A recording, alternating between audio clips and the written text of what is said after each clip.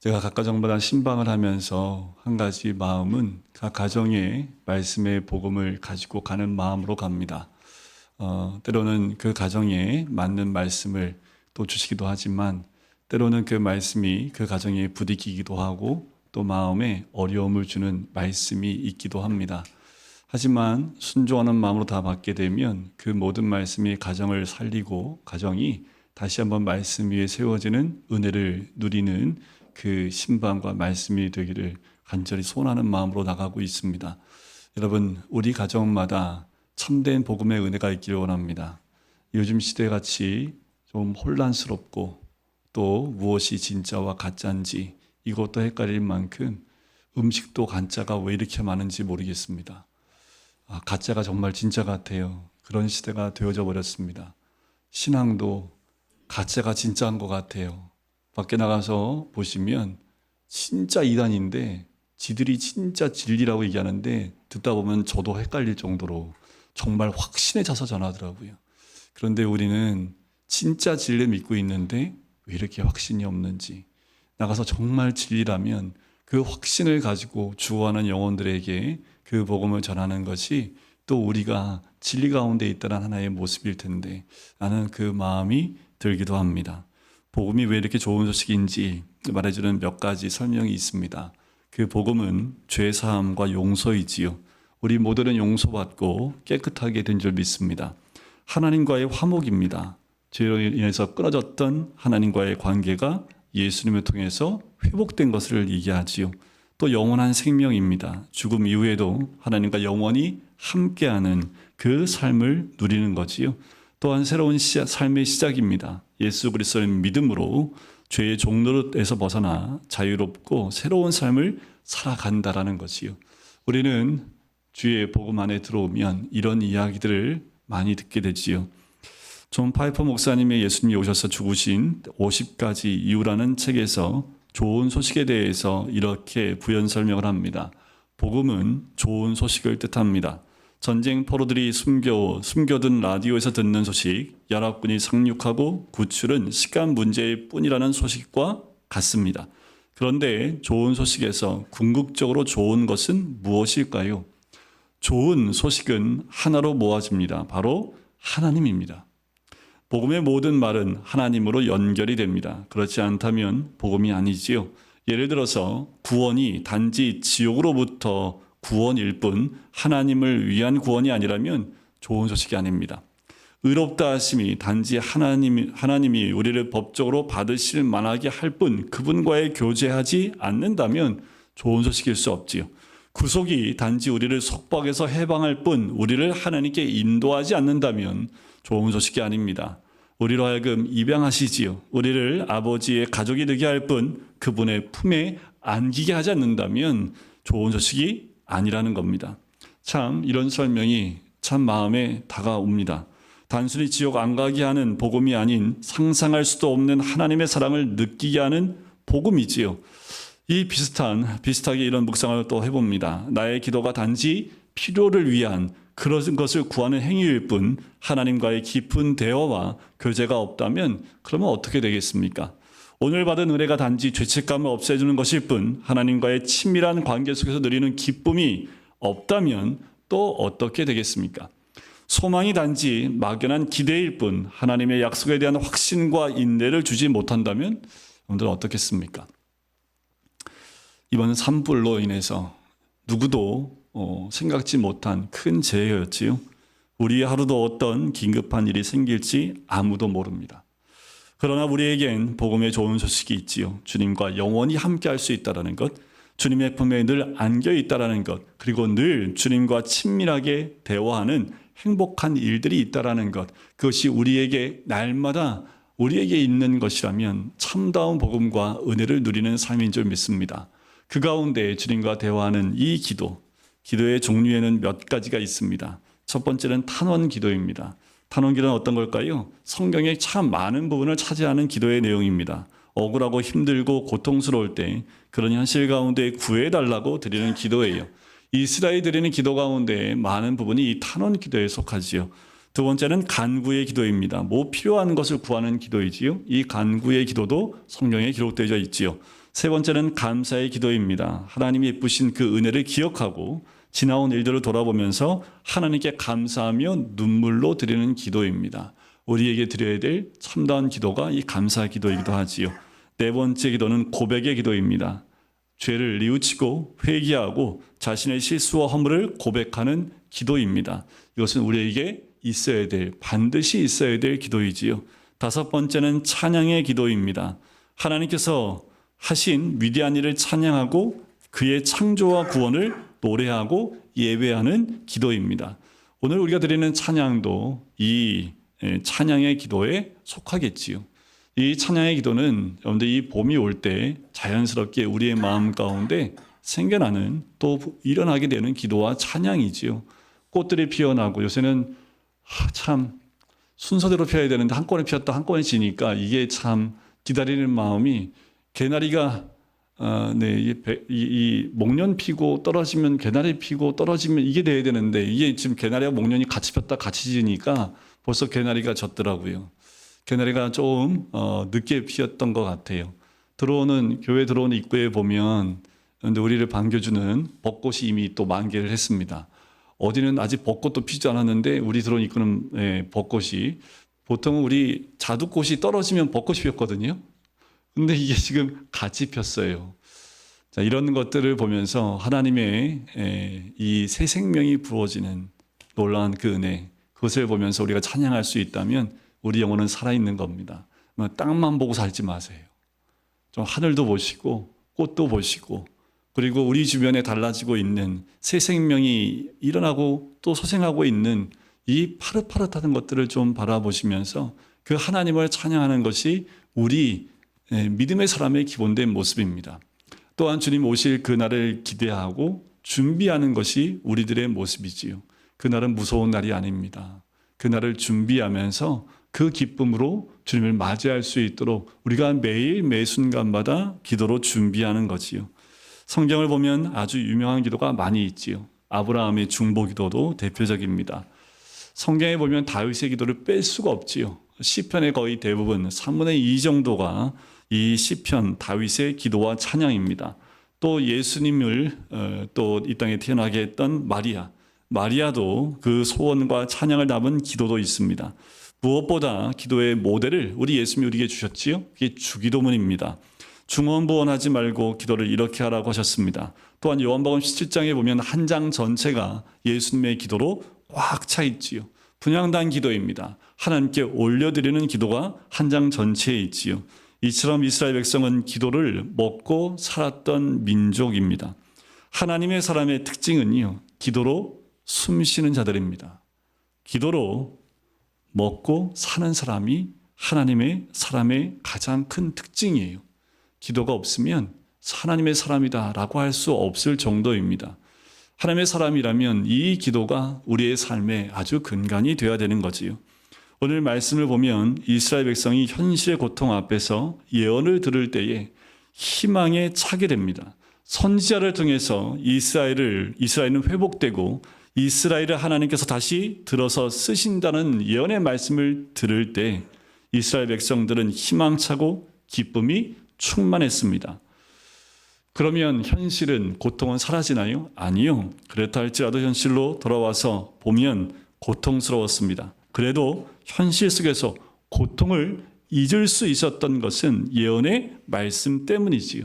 하나님 주신 말씀 때문입니다. 우리는 성경의 예언의 말씀을 들으면 현실의 고통을 이겨낼 수 있는 거지요.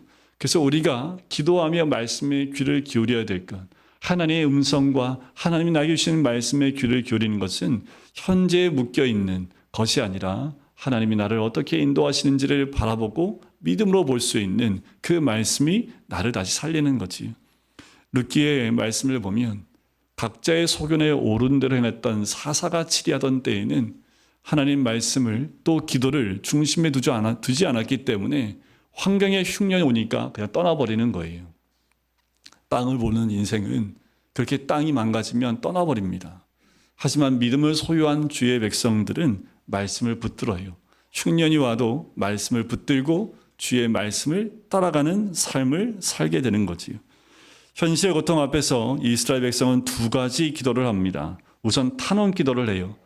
너무 힘들다라는 거지요. 그리고 고통스럽고 어렵다고 또 도와달라고 하소연하는 기도를 하게 됩니다. 탄원 기도를 하다 보면 무엇을 발견하냐면 내 죄를 발견하고 깨닫게 됩니다. 기도를 깊이 하다 보면 하나님을 발견하고 자신을 발견하게 돼요. 그래서 기도의 깊이 가운데 가야 됩니다. 근데 기도하는 게 쉬우세요? 쉬운 분이 있으면 다 거짓말입니다. 기도는 하면 할수록 어려워요.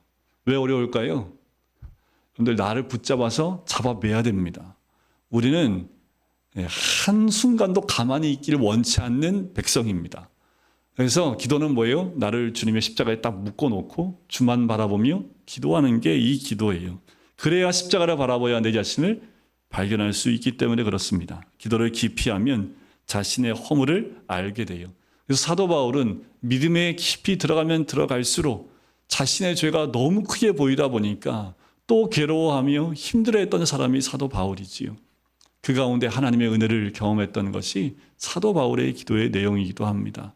여러분 기도의 깊이로 들어가십시오. 집은 그 어느 때보다 여러분들 워룸이라고 하는 기도하는 그 자리로 들어가셔야 합니다. 우리의 전쟁과 싸움은 기도로부터 시작을 하는 거예요. 기도하지 않은 사람은 백전백패입니다. 내 머리의 생각을 사단에게 다 빼앗겨 버립니다. 나의 삶을 물질에 다 빼앗겨 버립니다. 믿음은 온데간데 없고 불안과 걱정과 근심에 매여서 우울할 수밖에 없어요. 어두울 수밖에 없어요. 살 길은 기도하는 것밖에 없습니다. 이스라엘 백성이 하나님을 떠난 이후에 이들이 다 포로로 잡혀가요. 이들이 할 수 있는 게 뭐가 있습니까? 포로로 잡혀가서 그 힘들고 어려운 생활 가운데 이들이 할 수 있는 게 뭐밖에 없어요? 기도하는 것밖에 없지요. 그러니까 이들은 탄원 기도, 그 기도를 드리면서 또 고백의 기도로 나아가고 있는 거예요. 이들의 기도의 첫 번째를 보면 이스라엘 기도는 긍휼히 여겨달라는 탄원 기도였습니다. 오늘 우리가 읽지 않은 63장 15절부터 17절에 나오는 내용인데요. 여기에 탄원 기도가 나옵니다. 원래 이 기도는 63장 15절부터 시작을 해요. 제가 말씀을 준비했는데 여러분들 한번 보시고 같이 한번 읽어볼까요? 좀 길지만 같이 읽어보겠습니다. 이스라엘 백성이 어떤 마음으로 탄원 기도하는지 한번 읽어보겠습니다. 주여 하늘에서 굽어 살피시며 주의 거룩하고 영화로운 처소에서 보옵소서. 주의 열성과 주의 능하신 행동이 이제 어디 있나이까? 주께서 베푸시던 간곡한 자비와 사랑이 내게 그쳤나이다. 주는 우리 아버지시라. 아브라함은 우리를 모르고 이스라엘은 우리를 인정하지 아니할지라도 여호와여 주는 우리 아버지시라. 옛날부터 주의 이름을 우리의 구속자라 하셨거늘 여호와여 어찌하여 우리로 주의 길에서 떠나게 하시며 우리의 마음을 완고하게 하사 주를 경외하지 않게 하시나이까? 원하건대 주의 종들 곧 주의 기업인 지파들을 위하사 돌아오시옵소서. 이들의 탄원 기도가 이 말씀에 나옵니다. 기도를 읽어보면 좀 하소연하는 듯한 느낌이 들 정도이지요. 그들은 이스라엘 현실의 인적인 고통과 아픔을 하늘과 보좌에서 굽어 살펴달라고 하나님께 기도를 해요. 근데 어떻게 기도해야지 응답이 빠를까요? 하나님 어떤 기도를 원하실까요? 그런데 기도의 종류는 굉장히 많지요. 때로는 조용히 묵상으로 기도하는 기도도 있고요. 때로는 절규하는 기도를 주님이 들으실 때가 있습니다. 때로는 우리가 조용한 기도를 하나님께 올려드릴 때 주님이 그 기도를 기쁘게 받으시기도 하지만 때로는 울부짖고 부르짖고 기도하는 것을 주님이 원하실 때가 있습니다. 부르짖을 때 묵상 기도하면 그 기도는 하나님 기뻐하지 않으세요. 근데 지금은 어느 때인가요? 이스라엘 백성은 어떻게 기도할까요? 이들이 조용히 눈을 감고 묵상하며 기도하고 있겠습니까? 아니면 부르짖으며 기도하고 있겠습니까? 여러분들 이 시대에 우리는 어떤 기도를 해야 합니까? 여러분들 입술을 닫지 마십시오. 입술을 닫지 마셔야 됩니다. 주님께 지금은 기도할 때이고 부르짖어 기도할 때입니다. 부르짖어 기도할 때 입을 다물고 있으면 기도 안 한다라는 거예요. 여러분 기도할 수 있을 때 기도하고 기도할 수 있는 시간이 있을 때 기도하는 것이 복입니다. 여러분들 그 복을 놓치지 마십시오. 처음에 살려달라고 외치며 하소연하던 자가 이제는 하나님은 나의 아버지십니다라고 기도를 해요. 이것은 하나님이 내 아버지시라면 두려울 것이 없습니다 라는 그 뜻입니다. 지금 이스라엘 백성과 하나님 사이에는 껄끄러운 그 문제가 있지요. 그렇지만 아버지는 나를 사랑하고 신뢰한다라는 것을 이는 믿음으로 고백하고 있습니다. 절규 속에서 갑자기 이런 기도가 나왔지요. 기도할 때 가장 큰 문제는 하나님에 대한 의심이 드는 거예요. 여러분들 기도하지 않는 것은 의심 때문입니다. 믿지 않기 때문이에요. 여러분들 하나님을 진짜 믿는다면 기도 안 할 수 없지요. 우리의 기도를 하나님이 들어주신다는 것을 여러분들 믿으신다면, 신뢰한다면 여러분들 기도 안 할 사람이 어디에 있습니까? 제가 우리 가정에서는 자녀들한테 이런 신뢰를 잘 못 받는 것 같아요. 뭐 문제가 있으면, 뭐 필요한 거 있으면 아빠한테 얘기 안 하고 엄마한테만 얘기를 해요. 당연하지. 엄마가 경제권을 갖고 있으니까 엄마를 이렇게 하면은 물질이 나오니까 엄마한테 알랑방구하고 힘들다고 막 하고, 근데 아빠는 아무리 그렇게 해도 뭐 나올 거 아무것도 없을 것 같으니까 아빠한테는 와서 얘기를 안 해요. 근데 한쪽으로는 그런 마음도 있어요. 내가 아내를 딱 붙잡아 놓고 돈줄을 내가 막아버릴까? 이렇게. 그럼 얘네들이 나 아빠한테 와가지고 얘기할까? 뭐 이런 생각을 가끔 하기도 합니다. 그런데 정말 어렵고 힘들 때는 부모를 찾아와서 부모에게 얘기를 하지요.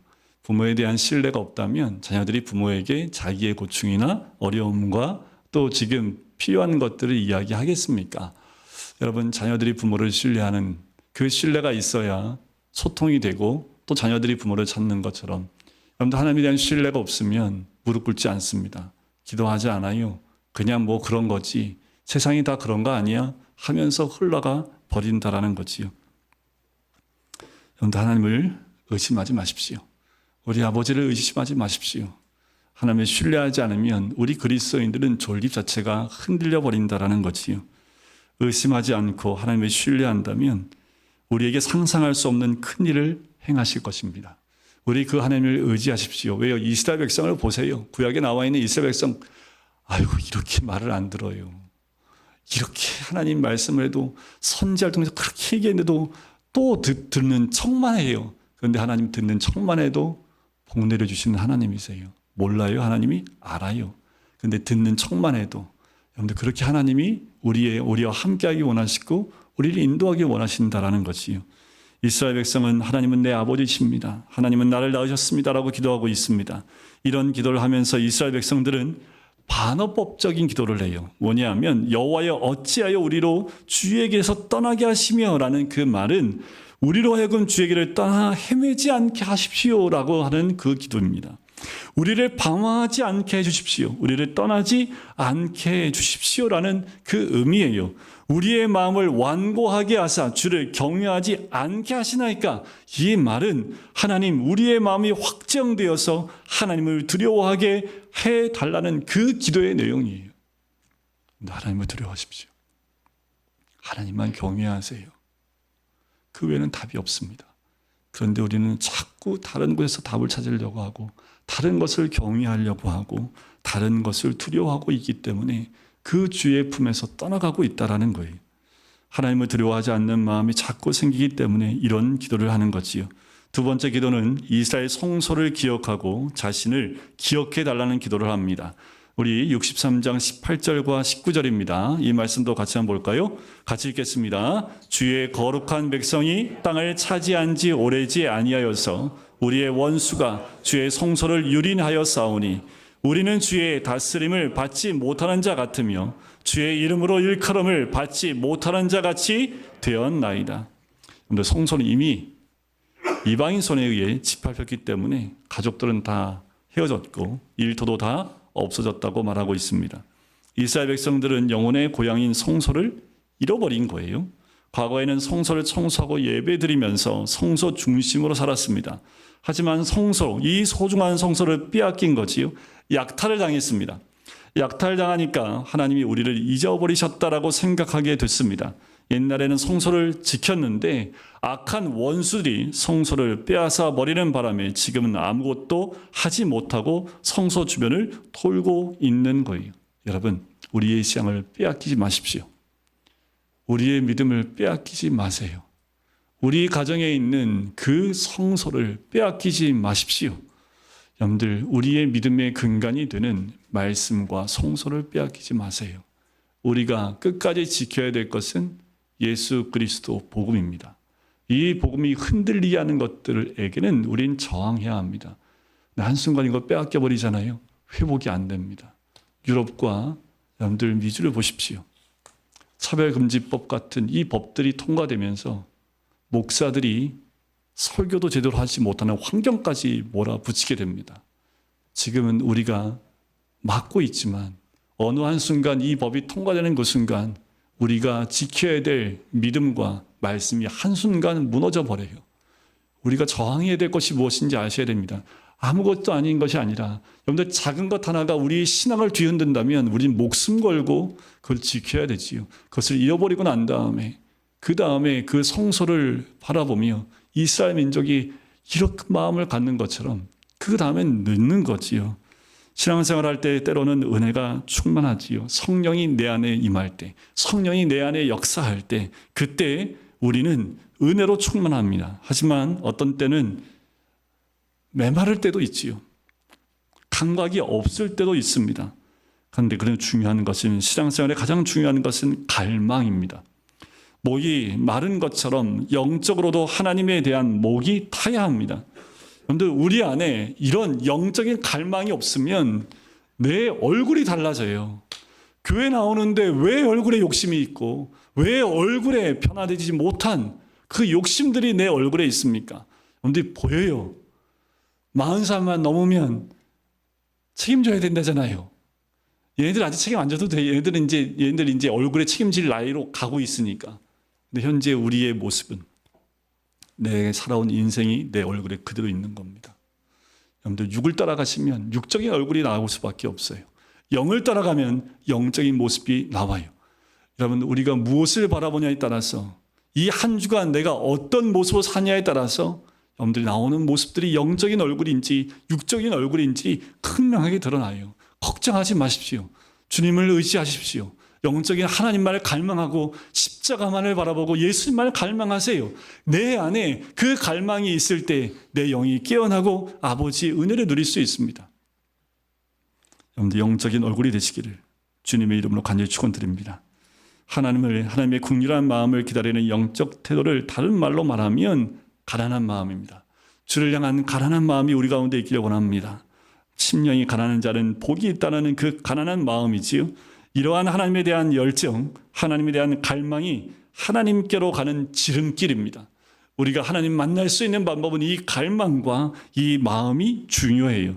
성전을 회복시켜 주십시오. 하나님, 나는 이친 존재입니까? 나는 성전으로 들어갈 수 없는 이친 이방인입니까? 하나님, 나를 기억해 주십시오. 라는 기도를 이스라엘 백성이 하고 있는 거지요.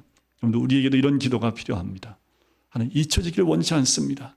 하나님, 오늘도 주를 갈망하며 주님 안에 거하며 주의 은혜를 구합니다. 하나님, 내 영이 주로 인하여 만족하며 주의 은혜를 구하오니 성령께서 우리 가운데 임재해달라는 기도가 우리 가운데 있어야 될 줄 믿습니다. 세 번째 기도는 하나님께서 하늘에서 강림하사 열방이 벌벌 떨게 해달라는 그 기도가 1절부터 4절 가운데 나오지요. 악인이 멸망하고 원수가 패배해서 도망가며 벌벌 떠는 모습을 상상해 본 적 여러분들 있으세요? 이 땅 가운데 모든 어둠의 세력, 탐심과 탐욕에 물들어 있는 그 악한 세력들이 하나님의 강림 가운데 다 벌벌 떨며 무서워 도망가는 그 모습을 상상해 보십시오. 우리는 대개 원수들에게 기가 질려 있습니다. 세상에 기가 질려 있어요. 자신감이 없어요. 이 선지자의 기도는 그런 것이 아닙니다. 하늘을 찢으시고 하나님께서 내려오셔서 위엄과 능력과 권세를 보여주시자 원수들이 벌벌 떠는 겁니다. 지금 이 순간 하나님이 이 땅 가운데 임하시면 이 땅에 있는 모든 어둠의 세력들, 욕망과 죄악으로 가득 찬 모든 자들은 벌벌 떨 수밖에 없습니다. 땅 한 번 흔들려도 얼굴이 사색이 돼요. 불 한 번만 나도 우리는 벌벌 떨지요. 사탄은요, 꼬리를 내리고 도망갈 수밖에 없습니다. 마귀가 우리 앞에서 큰 소리칠 이유가 없지요. 그런데 우리는 믿음 가운데 기죽지 마십시오. 벌벌 떨어야 될 것은 그들입니다. 세상은 곧 주님 앞에 벌벌 떨어요. 우리는 늠름한 장수와 같이 믿음의 사람으로 그들 앞에 서야 하고 영적인 모습으로 서 있어야 합니다. 여러분, 이 한 주간 동안 지치고 또 제 가운데 넘어지고 그래서 간신히 교회까지 기어 나오지 마십시오. 왜 교회 나오는데 기어 나오세요? 얼굴들이 다 기어 나오세요. 그냥 와갖고 여기 교회 와갖고 좀 심호 한번 하고 같이 여러분들 이래갖고 어떻게 장군처럼 이 마지막 때에 주의 손에 붙잡힌 바 되어지는 장군처럼 쓰겠습니까? 일주일 동안 승리하고 나온 주의 백성이 돼서요, 하나님 앞에 그 전리품을 가지고 나와서 하나님께 예배로 나가야지요. 그것이 우리의 모습이 되어야 될 줄 믿습니다. 네 번째, 이들의 기도는 시온은 하소연하고 탄원하면서 자기 자신의 범죄에 대해서 솔직히 고백하고 절망합니다. 그것이 5절부터 7절까지 나오는 내용인데요, 때로는 하나님 앞에서 진솔한 고백이 필요하지요. 여기서 그들은요, 우리가 계속 잘못을 저질러서 주 앞에서 노여움을 샀습니다. 우리는 모두 부정한 사람이 되었습니다. 우리가 했던 의로운 행동은 더러운 옷이었습니다. 나무처럼 시들었고 우리 죄가 우리를 쓸어버렸습니다. 아무도 주의 이름을 부르지 않고 주를 붙들려고 애쓰지도 않았습니다. 주께서 우리에게 얼굴을 숨기셨고 죄 때문에 우리를 녹이셨습니다. 9가지 고백을 해요. 그런데 우리가 주의 전에 나올 때 이런 고백이 있기를 원합니다. 내 죄를 주님 앞에 다 토해내고 나오세요. 나에게 이런 것이 있기에 하나님 이런 모습이 있었고 또한 이런 모습이 있었습니다 하며 우리의 모든 것을 다 고백하는 거지요. 이런 고백이 있을 때 내 죄 앞에 우리는 눈물을 흘릴 수밖에 없습니다. 그리고 우리의 얼굴은 그 죄 앞에서 하나님의 은혜를 구하는 얼굴이 될 수밖에 없는 거지요. 이렇게 우리의 죄를 또 우리의 어둠의 고백의 기도를 할 때 우리는 주님 안에서 새로워지는 은혜를 누리게 될 줄 믿습니다. 이제 황폐한 시온을 구원해 달라는 탄원의 기도를 다시 한번 8절부터 12절에 이야기합니다. 주는 우리 아버지시니이다. 우리는 진흙이여 주는 토기장이니이다. 우리는 다 주의 손에 지으신 것이다. 이 기도 가운데 가장 기막힌 통찰력 있는 발견이 있습니다. 눈물을 흘리고 또 얼굴을 찡그리고 가슴을 쥐어짜는 고백이라 하다가 문득 하나님이 우리 아버지십니다 라는 말이 튀어나온 거지요. 삶이 너무 힘들고 고통스러워서 울 수도 있고 통곡하고 원망할 수도 있습니다. 그러다가도 이렇게 기도하는 거지요. 그러나 주여, 그러나 여호와여, 주는 우리의 아버지이십니다. 우리는 주의 진흙이고 주는 토기장이십니다. 우리는 모두 주의 손에 만드신 작품입니다. 이 고백이 있는 거지요. 하나님의 위대한 창조의 섭리를 깨닫는 순간입니다. 이런 겁니다. 하나님, 우리 아버지이십니다. 나는 이렇게 진이겨지고 버려지는 막그릇처럼 느껴졌지만 나중에 알고 보니 하나님이 비으신 토기였습니다. 나는 진흙이었고 하나님은 그 진흙을 가장 아름다운 예술작품으로 만드시는 토기장이었습니다. 그래서 내 인생은 폐품이 아니고 하나님이 만드신 위대한 걸작품입니다 라고 우리는 고백해야 합니다. 우리의 존재와 가치, 우리의 영광스러운 모습이 되살아나는 기쁨이 이 고백 가운데 있는 거지요. 이스라엘 탄원과 고백의 기도의 근거는 2가지입니다.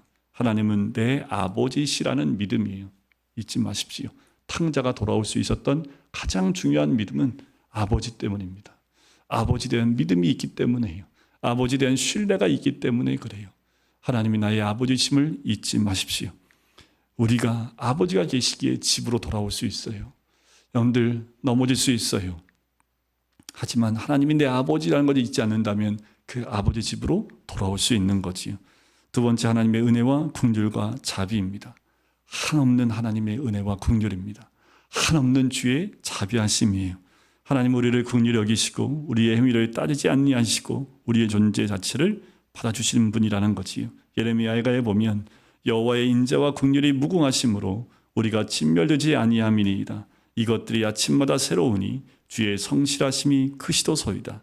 로마서 5장 8절, 우리가 아직 죄인 되었을 때 그리스도께서 우리를 위하여 죽으심으로 하나님께서 우리에 대한 자기의 사랑을 확증하셨느니라. 여러분, 하나님이 우리 아버지시고 그 긍휼하심이 한이 없다라는 그 믿음, 여러분들 돌이킬 수 있는 가장 중요한 2가지라는 걸 우리가 꼭 잊지 않으시길 간절히 소원합니다. 주의 은혜 가운데 또 믿음 가운데에 우리가 기도함을 잊지 아니하고 여러분들 기도하십시오. 기도할 때 더 주님을 깊이 만납니다. 기도를 잊으면 우리는 하나님 만날 수 없어요. 하나님과 동의할 수 없습니다. 동행할 수 없어요.